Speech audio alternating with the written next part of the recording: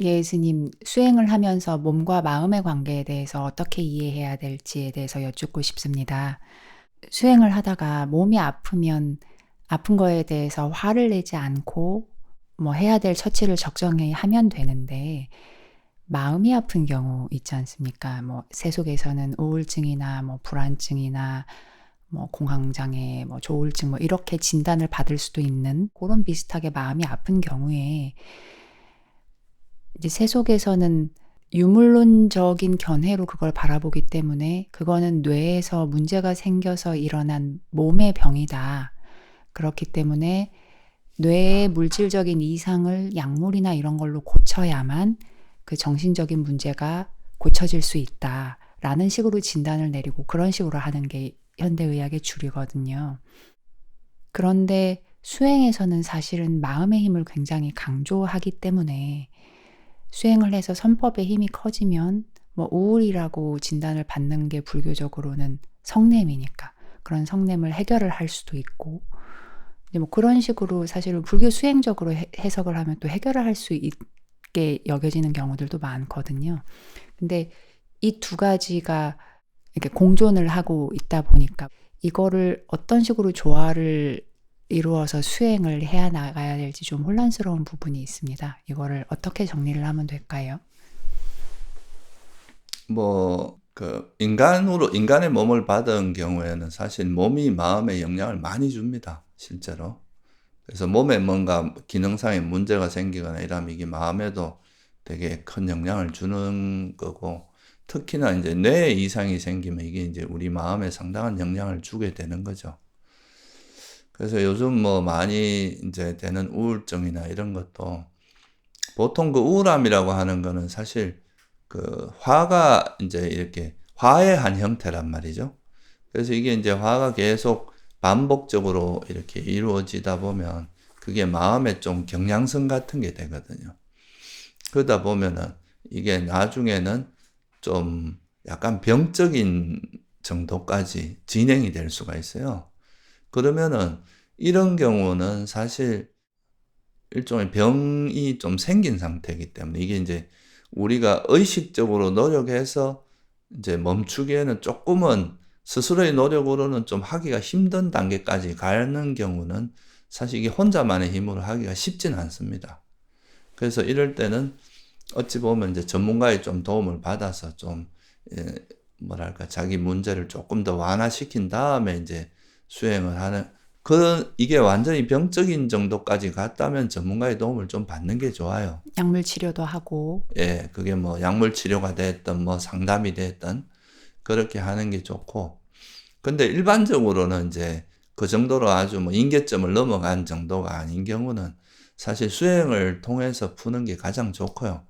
또 설사 그런 임계점이 넘어서 전문가의 상담을 받고 뭐 약물 치료를 좀 한다 하더라도 그거와 더불어서 수행을 같이 하면 이게 이제 자생력이 생겨서 훨씬 더 그걸 이제 좀 근원적으로 해결할 수 있는 측면이 있거든요.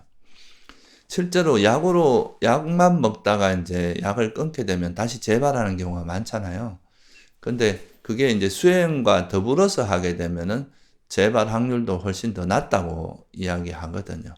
그래서 이제 뭐 조금 약물이나 전문가의 도움을 받더라도 수행을 같이 병행하는 게 훨씬 더 이익이 되고, 결국에는 자기 스스로가 이제 일종의 화죠, 그죠? 그거를 이겨낼 수 있는 힘이 생기지 않으면 다시 재발할 가능성이 크거든요. 그래서 그렇게 이제 하는 게 좋고, 만약에 그런 이제 그 정도로 약물 치료나 전문가의 도움을 받을 정도가 아닌 경우는 사실 수행을 통해서 자기한테 일어나는 그런 우울한 마음 상태나 이런 것들이 다 근원적으로 이제 화로 인해서 일어나는 거라는 걸 분명하게 통찰하고, 그러면서 이거를 이제 부처님이 말씀하신 그런 이제 바른 수행 있잖아요. 바른 견해를 기반으로 해서 이거는 이제 우리 마음의 해로움을 불러일으키고, 그 화라는 게 내가 너무 어, 검어지는 거, 욕망이 많기 때문에 일어난다는 거, 이런 것들을 명확히 이해한 다음에 이걸 수행으로 풀어나가는 것이 가장 좋습니다. 그래야 이게 우리가 그런 문제에서 그것이 계속 반복되지 않고 아까 말씀드린 자기 스스로의 힘으로 그걸 벗어날 수 있기 때문에 그렇게 돼야 이제 진짜 그 극복이 되지. 안 그러면 우리가 이제 바른 수행을 통해서 이런 문제를 극복한다는 거는 우리한테 일어나는 그런 집착이라든가 화라는 것이 어떤 메커니즘에서 일어나는지를 이해해야 우리가 그걸 좀 제대로 극복할 수 있을 거 아니에요, 그죠? 근데 이 마음이 어떻게 이런 뭐 화가 일어나고 우울함이 일어나는지를 이해 못한 상태에서 그냥 이걸 그냥 지금 드러난 현상만 자꾸 이렇게 치료를 하려고 하면 이 결국은 그 원인이 제거가 안 됐기 때문에 그 문제는 계속 반복해서 일어날 거란 말이죠. 그래서 이 이제 사실 우리한테 일어나는 우울함이라고 이런 화라는 거는 항상 그 우리가 거머쥐고 있는 집착을 기반으로 하고 있거든요. 그럼 그 집착이 왜 일어나는지를 또 부처님께서 명확히 말씀하셨단 말이죠.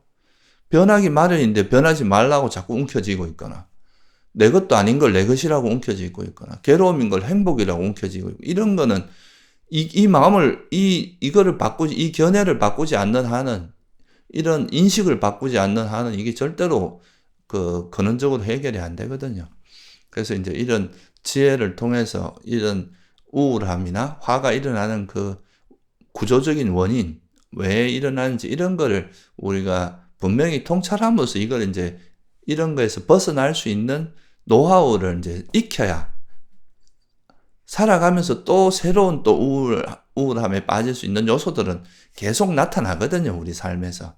그러니까 그런 거 나타날 때마다 또 어떻게 그게 이제 휩쓸리는 게 아니라 이 지혜가 있으면 어떤 게 나타나도 거기에서 이제 빠지지 않으면서 자기가 건강하게 살 수 있을까요, 정신적으로? 그래서 그렇게 이제 수행을 통해서 우리 마음을 바꿈으로써 이제 그 문제를 해결하는 게 좋습니다. 물론 이제 몸을 약물이나 이런 걸 통해서 몸을 치유하면서도 어느 정도 바뀌는 건 있거든요. 왜냐하면 몸이라는 게 워낙 중요한 조건이기 때문에. 그렇지만 이것만 갖고는 근원적인 치유가 되지 않습니다. 만약에 그게 된다면 부처님께서도 약물을 가지고 수행하라 했을 거예요. 근데 그거는 이제 한계가 있거든요. 그 정도 가지고 될 수 있는 게 아니기 때문에. 제가 그 현대의학이나 이제 그런 쪽 전문적인 지식이 어느 정도는 있다 보니까 그런 문제에 대해서 견해가 두 개가 이렇게 두 개를 저울질하는 저의 모습을 많이 발견을 할 때가 있습니다. 그러니까 제가 가지고 있는 어떤 문제들을 임계점이 넘어가서 병원에서 처방받을 정도까지는 아닐 수도 있는데 그래도 나름 심각하다고 생각을 하는데 이런 문제점을 현대의학적인 그런 관점으로 해석을 하면 어떤 카테고리 안에 들어가고 그거는 어느 쪽 뇌의 어느 부분이 문제가 되고 어느 유전자가 문제가 돼서 무슨 뉴로트랜스미터가 어떻게 됐기 때문에 이런 약물을 처방을 해야 되고 이제 그런 식으로 해결 방법이 가는데 그거 말고는 다른 해결 방법이 없더라고요.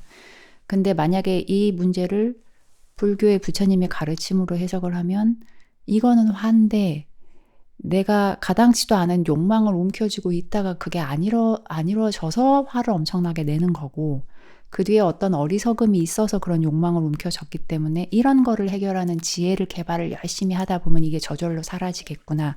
이런 식으로 해결 방법이 이런 식으로 나오더라고요. 그래서 똑같이 제가 가지고 있는 번뇌에 대해서 세속적인 유물론적인 그거를 바탕으로 하는 견해를 해석하면 그 해결 방법이 약물 치료 받아야 돼. 이렇게 나오고 부처님 견해로 해석을 하면 이렇게 지혜를 키워서 수행하면은 이게 사라질 수 있어. 이렇게 나오고 완전히 전혀 다른 해결 방법으로 나온다는 걸 제가 경험을 하면서 이게 견해의 힘이 굉장히 무섭구나 하는 생각을 사실 좀 했습니다. 예, 그러니까 그게 이제 어느 그 현대의학에서 말하는 그런 부분도 틀린 거는 아니잖아요. 근데 이제 좀 현대과학이나 이런 쪽은 좀 한쪽으로 편중되어 있는 게 있어요.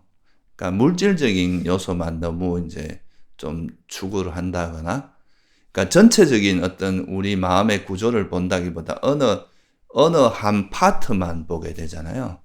그렇게 해서 해결하다 보면 그게 사실은 다른 부분에서 되게 중요한 부분을 놓칠 수도 있거든요. 근데 이제 부처님께서는 사실 그런 이제 좀 지엽적인 문제도 물론 있지만 전체적으로 우리 괴로움이 일어나는 아주 큰 구조, 아주 근원적인 구조를 드러내기 때문에 이걸 가지고 가면 우리 문제를 좀 더 이제 그런 부처님 말씀하신 이런 거는 이제 우리에게 괴로움이 일어나는 아주 근원적인 부분을 접근해 들어가기 때문에 그런 거를 가지고 하면 문제가 좀 시간이 지나면서 좀 근원적으로 풀어지는데 이제 너무 이런 이제 세속적인 견해를 가지고 어느 한 부분에서 맞을지 몰라도 또 다른 부분, 특히 뭐 예를 들어서 약물 치료를 통해서 좋아지는 면도 있겠지만 그걸 통해서 우리가 마음이 뭐 이렇게 마음을 단련시키거나 마음을 이렇게 좀 더 강건하게 만들고 좀 지혜롭게 만들고 이런 쪽은 또 그렇게 할 수 있는 부분이 아니거든요. 이거는 자생력이 없어서 결국은 또 약물을 끊게 되면은 또 재발하고 재발할 가능성이 높은 거예요, 이게. 근데 우리가 이제 이런 그 문제가 일어나는 그 원인을 근원적으로 이렇게 들여다보고 그걸 명확히 이해함으로써 그거를 버릴 수 있는 지혜를 개발하게 되면 이건 자생력이 생기기 때문에 자기 스스로가 극복할 수 있고 자기 스스로 헤쳐나갈 수 있거든요. 그래서 그런 너무 이제 세속적인 그런 건 도움을 받긴 하지만 그거에 너무 의지를 하다 보면 이런 좀 더 근원적으로 큰 시각에서 바라보는 이 견해를 익히는데 굉장히 방해가 될 수도 있어요. 우리는 결국 이제 부처님 말씀하신 바른 견해에 따라 세상을 좀 바라보면서 그 관점에서 우리 삶의 문제를 해결해 나가야 점점 그 진리를 스스로 체득할 수 있는 방향으로 가게 되는데 너무 이제 이런 세속적인 그 도움을 받는 거는 좋지만 이쪽 방향으로 너무 마음을 가져가다 보면 결국은 견해 자체가 안 바뀌거든요. 그럼 이건 수행이 한계에 이를 수밖에 없어요. 결국 이게 이제 세속적인 견해에서 붓다의 부처님의 견해, 그런 바른 견해, 진리에 입각한 견해로 바뀌어야 이게 이제 진짜 어떤 수행이 되고 그래야 근원적으로 우리 괴로움을 소멸할 수 있는 거거든요. 그래서 그런 관점에서 봐서도 너무 세속적인 견해에만 그런 거에 너무 의지하기보다는 부처님 말씀하신 이제 괴로움을 소멸할 수 있는 근원적인 방향성에 이 큰 틀을 유지하면서 다른 세속적인 것들을 활용하는 쪽으로 마음을 쓰는 게 맞다는 거죠. 그래서 이런 과정을 관찰을 하면서 느낀 게 경전에는 사실은 단견이나 특히 자아라고 움켜쥐는 상견을 부처님이 이렇게 논박을 하시고 그거를 깨시는 쪽에 많이 이야기를 하셨잖아요. 근데 요새 현대 사람들한테 약간 진리로 받아들여지는 게 과학이다 보니까, 그리고 과학은 물질을 기반으로 하고 있다 보니까 저희 같이 현대 불교 수행을 하는 사람들한테 바른 견해를 세우는데 가장 방해가 되는 사견 중에 하나가 유물론에 기반한 현대의 과학이나 의학의 견해들이라는 생각을 사실은 많이 하게 됐습니다. 예, 그러니까 우리가 이제 부처님께서 하시는 말씀 중에 장님 코끼리 만지기란 말씀을 많이 하시는데, 그러니까 이제 코끼리는 되게 크잖아요. 큰 동물이다 보니까 장님이 이제 다리를 만진 사람은 이게 기둥 같다 그러고 코를 만진 사람은 뭐 코 같다 그러고 이게 이제 자기가 만진 부위에 따라서 그 모양을 다르게 이야기하는데 그 사람들이 만진 그게 틀린 건 아니거든요. 다리를 만진 사람 다리가 맞는 거예요. 근데 이게 이제 전체적으로 보는 시야가 없는 거예요. 그래서 사실 과학이라는 건 사실 물질에 대한 그 연구고 물질에 대한 이해이기 때문에 이 물질을 기반으로 해서 일어나는 이 마음이라는 걸 우리가 이제 불교에서는 좀 다르게 보는데 이 이제 과학에서는 물질과 마음을 좀 동일시하는 경향도 있거든요. 그러니까 이게 이제 전체적인 구조로 보는 게 아니라 어느 한 부분의 이제 과학이라는 그 관점 속에서만 이걸 보기 때문에 이건 사실 인간이라는 걸 또 이해하는 데는 상당히 부족한 면이 있거든요. 부처님께서는 그 인간 존재라는 거를 좀 근원적으로 전체적인 진짜 코끼리를 눈으로 딱 보고 전체를 보면서 저건 코고 저건 다리고 이렇게 전체를 볼 수 있는 시각에서 어떤 거를 우리가 이제 개발해야 괴로움에서 벗어날 수 있는지 이렇게 봤다면은 현대과학은 사실 되게 그 수많은 진리 중에 한 부분이라고 할 수 있잖아요. 그걸 가지고 너무 이제 우리 인간의 과학을 잘한다고 인간을 잘하는 건 아니거든요. 왜 과학이 있고 인문학이 있겠어요? 학문의 분야가 다양한 거는 그것만 갖고 이 살아있는 존재를 해석할 수가 없어요. 그런데 이제 부처님께서는 그래도 인간의 본질에 대해서 명확히 보고 이제 큰 틀에서 이렇게 접근하는 거기 때문에 우리가 과학을 현대 사회에서는 과학이라는 것이 또 주는 그런 되게 큰 도움이 되는 면이 있잖아요. 그거를 무시하는 건 아니지만 이것만 가지고 우리가 인간의 문제를 해석하는 것은 무리다. 이렇게 보는 게 맞을 겁니다. 감사합니다, 스님.